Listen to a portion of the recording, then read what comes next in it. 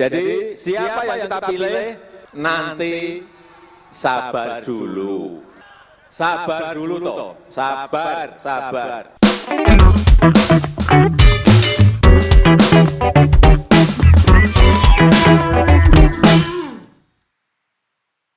Kemarin ada acara Rakernas Projo, organisasi relawan pendukung Jokowi yang ngakunya sih lebih Jokowi dari Jokowi.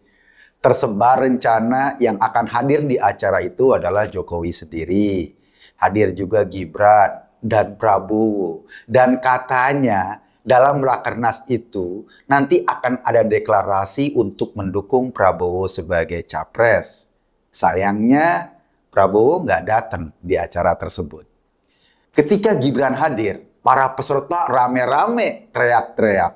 Gibran cawapres, Gibran cawapres. Seperti menyatakan dukungan secara terbuka kepada putra sulung Jokowi. Padahal sampai saat mereka teriak-teriak itu, Gibran belum memenuhi syarat jika diusung sebagai cawapres. Dalam undang-undang yang ada atau berlaku sekarang, syarat orang diusung sebagai capres atau cawapres minimal usianya harus 40 tahun. Usia Gibran baru aja 36 tahun. Nah, kini gugatan soal usia itu diajukan ke MK. Dan MK saat para rombongan projonya Budi Ari teriak-teriak itu sama sekali belum mengambil keputusan tentang gugatan tersebut. Teriakan-teriakan seperti itu kayaknya ingin menggambarkan kepada kita yang rakyat biasa ini, bahwa mereka memang berada di atas keputusan MK. Teriakan itu secara tersirat ingin menjelaskan bahwa keputusan MK sudah bisa dikondisikan sesuai dengan agenda politik mereka.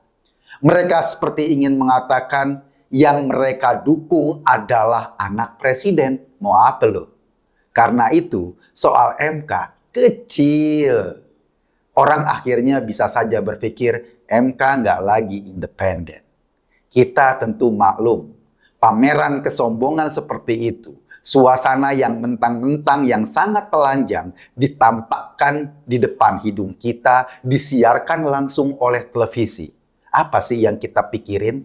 Yang timbul dalam pikiran kita adalah, apa sih yang nggak bisa dilakukan oleh mereka yang saat ini ada di puncak kekuasaan?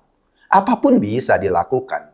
Apalagi jika orang menghubungkan bahwa ketua MK saat ini yang akan memutuskan syarat usia capres-cawapres adalah Pak Leknya Gibran sendiri. Kan jadi makin ruwet. Tapi ya, asumsi seperti itu belum bisa dikatakan valid. Untuk kebenarannya kita tunggu saja sampai MK benar-benar mengambil keputusan. Oke, kita kembali ke acara Projo tadi. Gibran hadir di acara tersebut hanya 15 menit. Kabarnya, Gibran sudah pulang sebelum Presiden hadir di lokasi. Lantas, Presiden Jokowi datang. Dia memberikan sambutan dari atas mimbar. Dalam sambutannya, Jokowi mengatakan untuk para pendukungnya, maksudnya yang hadir dalam acara tersebut, agar semuanya bersabar dalam menentukan pilihan capres. Kalimat ojo ke susu, jangan gerasa-gerusu, lagi-lagi disampaikan Jokowi dan seperti pernyataan-pernyataannya tentang pilihan capres pada kesempatan-kesempatan sebelumnya. Sudah saya sampaikan, ojo gerusa-gerusu. Yang kedua saya sampaikan, ojo ke susu. Yang ketiga saya sampaikan, jangan tergesa-gesa.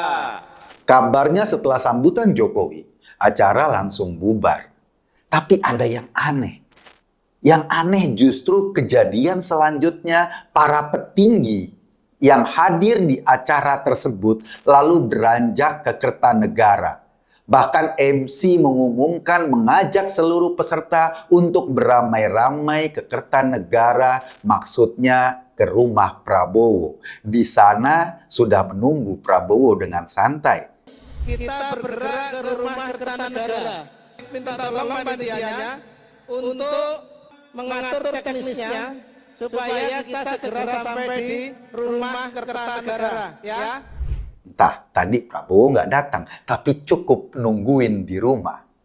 Mungkin Prabowo nyantai dan nggak perlu datang ke acara tersebut karena beranggapan di acara tersebut sudah ada Jokowi yang bekerja untuknya. Ia tinggal menunggu hasil saja. Pada kesempatan itu juga ketika bertemu Prabowo, Budi Ari, Ketua Projo yang merasa paling Jokowi ketimbang Jokowi sendiri itu menyatakan dukungan kepada Prabowo. Dia mendeklarasikan Projo berubah jadi Prowo.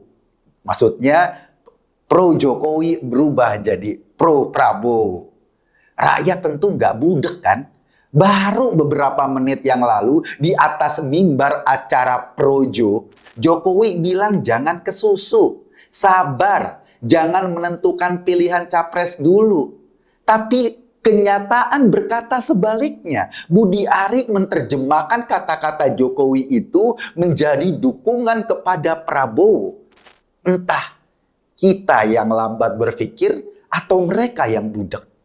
Budi Ari, Menteri Kominfo itu barangkali beranggapan seluruh peserta yang hadir di acara itu semuanya setengah tolol atau paling tidak setengah bolot. Mereka nggak bisa memaknai kata-kata yang sangat jelas disampaikan oleh Jokowi dari atas mimbar. Sabar, ojo kesusu, jangan mendesak-desak untuk menjatuhkan dukungan kepada capres yang mana. Kata-kata tersebut oleh Budi Ari sekali lagi diterjemahkan sebagai dukungan Jokowi kepada Prabowo.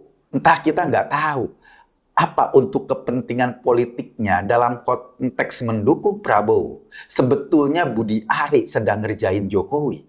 Sampai ia bisa memelintir kata-kata seorang presiden yang menurut pendengaran kita terang benderang itu seolah-olah menjadi dukungan politik.